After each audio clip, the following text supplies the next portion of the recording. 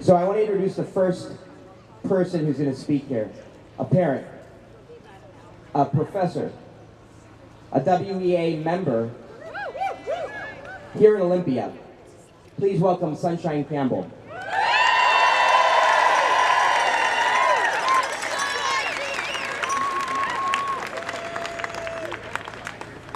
Thank you all so much for being here on a Saturday.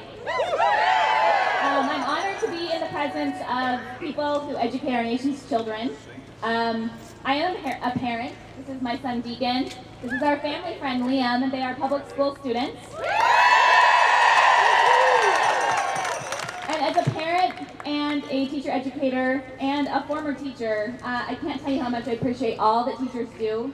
So much of your work goes unrecognized and unnoticed by the general public, because not only are you teachers, you're also oftentimes stand-in parents, you're counselors, you're mentors, you're social workers, and you are activists, and you are professionals, and you should be treated like a professional. I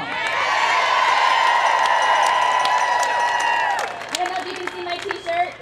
It says, "I trust teachers." But in our country's current state of teacher deprofessionalization, too many people who don't know the first thing about public school or the work of teaching are making decisions about how to assess the work that you do in classrooms. There seems to be this widespread myth that our public schools are failing. The media constantly tells us that our students are doing poorly on international assessments. However, we are only getting part of the story. Because recently a group of mathematicians actually analyzed this data a little more closely, and guess what they found? They found that when you separate the data into kids who attend high poverty schools and kids who attend low poverty schools, it turns out actually that the kids who attend low poverty schools outscore all other kids in the world. So it begs the question, is this really about inadequate teachers and inadequate schools? Or is this about our policymakers' inability to properly fund public education? Unfortunately, we have policymakers who are trying to pass laws to defund public education in ways that makes it more challenging for teachers to support their most vulnerable students. The people of Washington, all the way up to the Supreme Court, have made it very clear that our legislature is not adequately funding public education. And our voters have made it very clear that class sizes K-12 need to be smaller.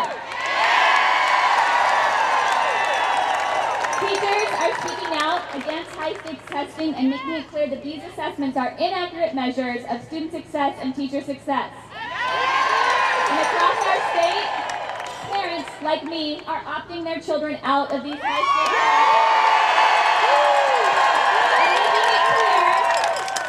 making it clear that their children are more than a test score.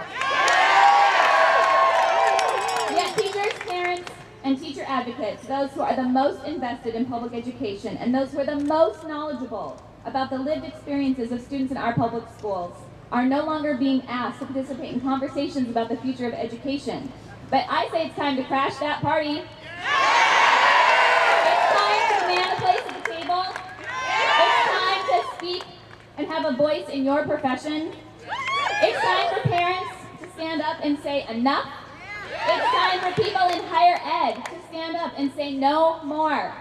And it's time for teachers and teacher professionals and people and school employees to stand up and tell your representatives today that you are professional and you deserve to be treated like a professional.